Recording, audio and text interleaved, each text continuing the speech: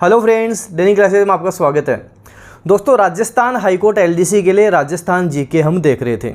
Rajasthan GK में Rajasthan geography में हमने 2 क्लास कवर कर ली। आज हमारी तीसरी क्लास होने वाली है। कल हमारी क्लास इसलिए नहीं हो पाई थी कि मेरी तबीयत ज़्यादा ही ख़राब हो गई थी, मैं क्लास नहीं ले सका था। आज कोशिश करूंगा जितना ज़्यादा हो सके आपको बता सकूं। तबीयत आज भी थोड़ी ख़राब ही है, खड़े होने में भी दिक्कत हो रही है, लेकिन आपकी क्लास मिस ना हो, आप रेगुलर स्टडी करते रहें, इसलिए आपकी आज भी क्लास में ले रहा हूं। कोशिश करना साथ साथ आप याद भी कर सको। और दोस्तों, वीडियो को शेयर आप ज़रूर करा करें, जितना ज़्यादा हो सके शेयर ज़रूर करा करें। जो मैं आपको फ्री में मैटर उपलब्ध करवा रहा हूँ, मैं आपको बता रहा हूँ, ये पेड कोर्स में भी आपको कोई इतना नहीं करवा सकता। इसलिए जितना ज़्यादा हो सके इनको आप शेयर ज़रूर करा करें। पिछली क्लास में हमने क्या कर लिया था, पिछली क्लास में जहां मैंने स्टॉप किया था वहां मैं आपको बता देता हूं। हमने देखा था कि 1 नवंबर 1956 को राजस्थान का एकीकरण पूर्ण हो गया था, कंप्लीट हो गया था। उस समय राजस्थान में कुल 26 ज़िले थे। 27वां ज़िला धौलपुर बना था, जो 15 अप्रैल 1982 को बना था। 27वां ज़िला कौन सा बना? धौलपुर बना था। कब बना था? 15 अप्रैल 1982 को बना था। फिर 3 ज़िले एक साथ बने थे, 28, 29, 30, 12 दौसा राजसमंद। 28, 29, 30 कब बने थे? 10 अप्रैल 1991 को बने थे। 28, 29, 30, 12 दौसा राजसमंद 10 अप्रैल 1991 को बने थे। फिर बात करते हैं 31, 32, 33। 28, 29, 30 के बाद में 31, 32, 33 देखते हैं। हनुमानगढ़, करौली, प्रतापगढ़। हनुमानगढ़ 12 जुलाई 1994, करौली 19 जुलाई 1997, प्रतापगढ़ 26 जनवरी 2008। ये हमारे हो गए 31, 32, 33। हनुमानगढ़ 12 जुलाई 1994, करौली 19 जुलाई 1997, प्रतापगढ़ 26 जनवरी 2008 को राजस्थान का अंतिम जिला 33वां जिला बना था। तो राजस्थान का नवीनतम जिला प्रतापगढ़ कब बना? 26 जनवरी 2008 को बना था। वसुंधरा राजे सिंधिया के समय बना था। उस समय मुख्यमंत्री कौन था? वसुंधरा राजे सिंधिया थी। ये भी आप ध्यान रख सकते हो। हमने देखा था कि प्रतापगढ़ में कुल 5 तहसीलें हैं, ये भी हमने कल बात की थी। दरियाबाद, अरनोद, छोटी सादड़ी, पीपलखूट और प्रतापगढ़, ये 5 तहसीलें थी, ये हमने कल बात की थी। सीता माता अभ्यारण्य की बात की थी, एकमात्र सागवान वनों का जो अभ्यारण्य है। उड़न गिलहरियाँ जहाँ पाई जाती हैं, चीतल की मातृभूमि जिसे हम कहते हैं, ये हमने कल सब कुछ हमने देख लिया था। प्रतापगढ़ प्रजामंडल की स्थापना अमृतलाल पाठक ने 1945 में की थी, ये हमने बात कर ली थी। आज हम राजस्थान के भौतिक स्वरूप के बारे में बात करके चलेंगे। स्टार्टिंग में जो बेसिक चीज़ें बताऊं उनको अच्छे से ध्यान रख लेना। उन पे ध्यान रखोगे तो ही आगे की चीज़ें समझ में आएंगी, नहीं आगे की चीज़ें समझ में नहीं आएंगी। मैं पहले का रिवीजन भी इसलिए करवाता हूँ आपको कि आप एक कड़ी से कड़ी जोड़कर चलो, सीक्वेंस में चलो। हम बात करेंगे राजस्थान के भौतिक स्वरूप के बारे में। देखो, राजस्थान के भौतिक स्वरूप को हम 4 भागों में बांटेंगे। राजस्थान का जो भौतिक स्वरूप है 4 भागों में हम बांटेंगे। ये 4 भाग आपको करके चलने हैं। पश्चिमी मरुस्थलीय प्रदेश, अरावली पर्वतीय प्रदेश, पूर्वी मैदानी भाग, दक्षिण पूर्वी पठारी भाग, ये 4 भाग हम करके चलेंगे। पश्चिमी मरुस्थलीय प्रदेश, जो हमारा मरुस्थलीय क्षेत्र है, जैसलमेर उसके आसपास वाला क्षेत्र, इसे क्या बोलते हैं? पश्चिमी मरुस्थलीय प्रदेश बोलते हैं, जो 61.11% भाग पर फैला हुआ है। सोच के देखो, राजस्थान के 61.11% भाग पर तो पश्चिमी मरुस्थलीय प्रदेश ही फैला हुआ है। तो पश्चिमी मरुस्थलीय प्रदेश 61.11% भाग पर फैला हुआ है, जहां 40% जनसंख्या निवास करती है। पश्चिमी मरुस्थलीय प्रदेश 61.11% भाग पर फैला हुआ है, जहां 40% जनसंख्या निवास करती है। फिर बात करते हैं अरावली पर्वतीय प्रदेश के बारे में। अरावली पर्वतीय प्रदेश 9% भाग पर फैला हुआ है, जहां 10% जनसंख्या निवास करती है। अरावली पर्वतीय प्रदेश 9% भाग पर फैला हुआ है, जहां 10% जनसंख्या निवास करती है। 9-10 9-10 बोलो, याद हो जाएगा। 9-10 9% भाग, 10% जनसंख्या, 9-10 9-10 बोलो। पूर्वी मैदानी भाग 23% भाग पर फैला हुआ है और 39% जनसंख्या निवास करती है। मतलब कम भाग पे फैला हुआ है, लेकिन जनसंख्या यहाँ ज़्यादा है। तो पूर्वी मैदानी भाग 23% भाग पर, जहाँ 39% जनसंख्या निवास करती है। 23 बोलो, याद हो जाएगा। पूर्वी मैदानी भाग 23% भाग पर फैला हुआ है, जहाँ 39% जनसंख्या निवास करती है। और दक्षिण पूर्वी पठारी भाग 6.89% भाग पर फैला हुआ है, जहाँ 11% जनसंख्या निवास करती है। दक्षिण पूर्वी पठारी भाग 6.89% भाग पर फैला हुआ है, जहाँ 11% जनसंख्या निवास करती है। इनको टोटल करोगे तो आपके 100 आ जाएगा। टोटल करोगे कितना आ जाएगा? 100 आ जाएगा, मतलब 100 आ जाएगा। इसका मतलब ये सारा सही है। पश्चिमी मरुस्थलीय प्रदेश 61.11% भाग पर फैला हुआ है, जहाँ 40% जनसंख्या निवास करती है। अरावली पर्वतीय प्रदेश 9% भाग पर फैला हुआ है, जहाँ 10% जनसंख्या निवास करती है। पूर्वी मैदानी भाग 23% भाग पर फैला हुआ है, जहाँ 39% सर्वाधिक जनसंख्या 39% जनसंख्या निवास करती है। एरिया कम है, जनसंख्या ज़्यादा है। दक्षिण पूर्वी पठारी भाग 6.89% भाग पर फैला हुआ है, जहाँ 11% जनसंख्या निवास करती है। ये जो पॉइंट मैंने आपको बता दिए, इनको ढंग से अच्छे से याद कर लो। कई बार एग्जाम में आपको यही पॉइंट देखने को मिलते हैं, यही से प्रश्न आ जाते हैं। अब हम बात करेंगे पश्चिमी मरुस्थलीय प्रदेश के बारे में। पश्चिमी मरुस्थलीय प्रदेश जो हमारे पश्चिम में फैला हुआ, उसके बारे में बात करेंगे। दोस्तों, ये जो पश्चिमी मरुस्थलीय प्रदेश है, इसको थार के मरुस्थल के नाम से जाना जाता है। पूछा जाएगा पश्चिमी मरुस्थलीय प्रदेश को किस नाम से जाना जाता है? थार के मरुस्थल के नाम से जाना जाता है। और ये जो थार का मरुस्थल है, ये सहारा के मरुस्थल का ही विस्तार है। जो सहारा का मरुस्थल है वो आगे बढ़ता गया और ये सहारा के मरुस्थल का ही विस्तार हमारे थार का मरुस्थल हो जाएगा। आपको ध्यान रखना है। तो पश्चिमी मरुस्थलीय प्रदेश को हम थार के मरुस्थल के नाम से जानते हैं। ये जो थार का मरुस्थल है, ये सहारा के मरुस्थल का ही विस्तार है। आपको ध्यान रखना है। हमारा जो पश्चिमी मरुस्थलीय प्रदेश है, ये राजस्थान के 12 जिलों में फैला हुआ है। एग्जाम में पूछा जाता है कि पश्चिमी मरुस्थलीय प्रदेश राजस्थान के कितने जिलों में फैला हुआ है? टोटल 12 जिलों में फैला हुआ है, जिसमें 6 तो शुष्क जिले हैं और 6 अर्ध शुष्क जिले हैं। 6 शुष्क जिले कौन से हैं? शुष्क का मतलब सूखा होता है। ये 6 शुष्क जिले कौन से हैं? देखो, 4 तो अंतर्राष्ट्रीय जिले हो जाएंगे जो पाकिस्तान के साथ सीमा बनाते हैं। 4 अंतर्राष्ट्रीय जिले हैं। 2 हमारे पास जिले हो जाएंगे हनुमानगढ़ और जोधपुर। इस तरह से 6 जिले हो जाएंगे। 4 अंतर्राष्ट्रीय जिलों से मेरा मतलब हो गया श्रीगंगानगर, बीकानेर, जैसलमेर, बाड़मेर।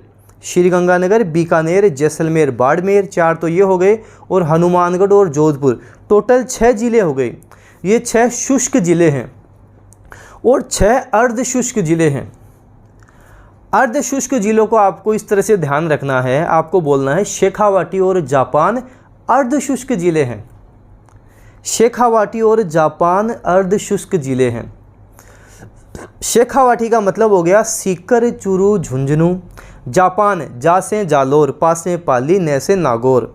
ये 6 अर्ध शुष्क जिले हो जाएंगे। शेखावाटी, सीकर, चूरू, झुंझुनू। जापान, जा से जालोर, पा से पाली, ने से नागौर। ये 6 हमारे पास अर्ध शुष्क जिले आ जाएंगे। तो टोटल कितने जिले हुए हमारे पास? टोटल 12 जिले हो गए। इन 12 जिलों के बारे में याद रखना है, एग्जाम में पूछा जाता है। पश्चिमी मरुस्थलीय प्रदेश से टोटल 12 जिलों में फैला हुआ है। 6 शुष्क जिले हैं और 6 हमारे पास अर्ध शुष्क जिले हो जाएंगे। आपको ध्यान रखना है। अब एग्जाम में एक प्रश्न है जो कई बार रिपीट हुआ है। आप जब प्रीवियस ईयर क्वेश्चंस करके देखोगे तब आपको पता लगेगा कि कितनी बार रिपीट हुआ है। पश्चिमी मरुस्थलीय प्रदेश किसका अवशेष है? पूर्वी मैदानी भाग किसका अवशेष है? अरावली पर्वतीय प्रदेश किसका अवशेष है? दक्षिण पूर्वी पठारी भाग किसका अवशेष है? कई बार एग्जाम में रिपीट होता है। एक तरीका बता रहा हूँ याद करने का, लाइफ में कभी नहीं भूलने वाले हो। इतना बोलना है कि मरुस्थल और मैदान टेथीस सागर के अवशेष हैं। मरुस्थल और मैदान टेथीस सागर के अवशेष हैं। मतलब जहां आज आप मरुस्थल देख रहे हो, किसी ज़माने में वहां पर टेथीस सागर था। जहां आप आज मरुस्थल देख रहे हो, किसी समय वहां पे टेथीस सागर था। तो मरुस्थल और मैदान का जब नाम आ जाएगा तब आप बोलोगे ये टेथीस सागर के अवशेष हैं। पश्चिमी मरुस्थलीय प्रदेश किसका अवशेष है?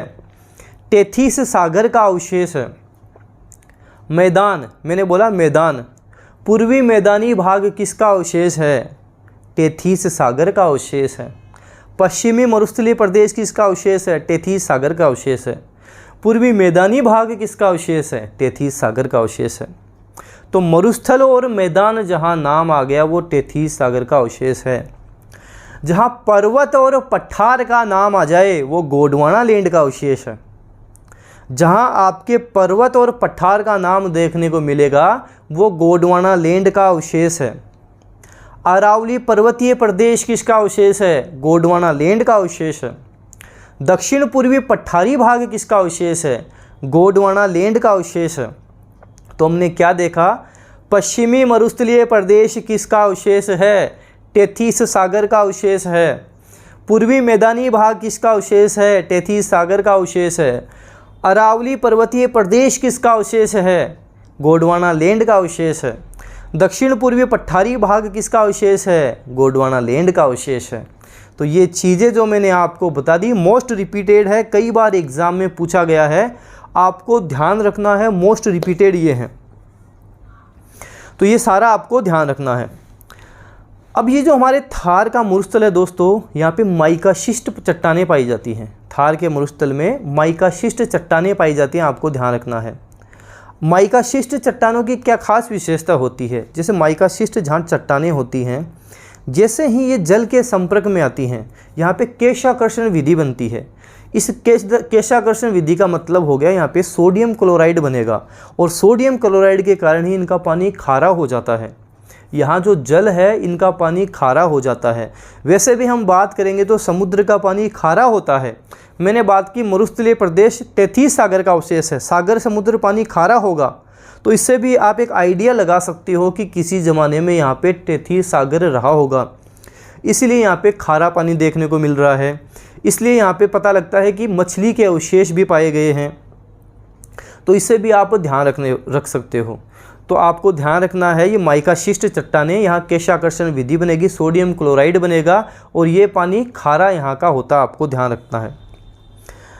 डॉक्टर हरिमोहन सक्सेना के अनुसार, एक बार एग्जाम में पूछा गया था कि डॉक्टर हरिमोहन सक्सेना के अनुसार थार का मरुस्थल राजस्थान के कितने भाग पर फैला हुआ है? तो ये जो थार का मरुस्थल है 1,75,000 वर्ग किलोमीटर में फैला हुआ है।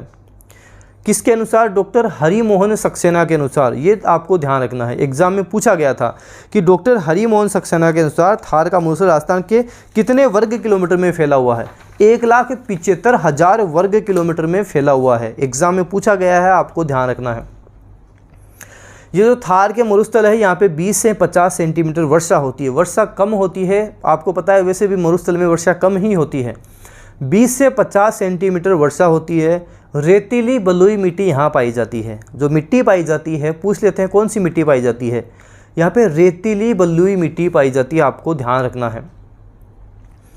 ये जो थार का मरुस्थल है, ये पश्चिमी मरुस्थलीय क्षेत्र है, ये अरावली का वृष्टि छाया प्रदेश है। देखो, वृष्टि छाया प्रदेश हो गया, इसलिए यहाँ वर्षा भी कम होती है। मतलब क्या हुआ कि जो हवाएं हैं ये मार्ग में अवरोधक का कार्य नहीं करेंगी। अरावली का वृष्टि छाया प्रदेश है, हवाएं भी इसके समानांतर ही निकल जाएंगी, इसलिए बरसात यहाँ नहीं हो पाती है, इसलिए ज़्यादा वर्षा नहीं हो पाती। अगर मार्ग में अवरोधक का कार्य करती तो वर्षा ज़्यादा होती, लेकिन अरावली का वृष्टि छाया प्रदेश है, इधर से भी हवाएं समानांतर ही निकल जाती हैं, इसलिए इस क्षेत्र में वर्षा भी कम होती है, आपको ध्यान रखना है।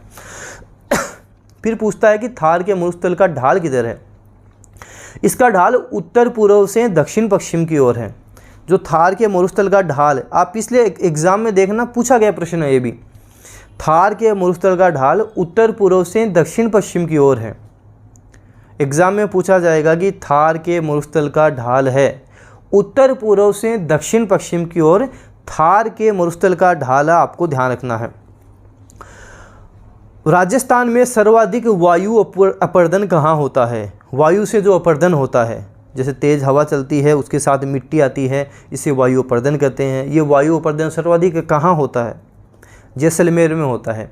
राजस्थान में सर्वाधिक वायु अपर्दन जैसलमेर में होता है, ये भी आपको ध्यान रखना है।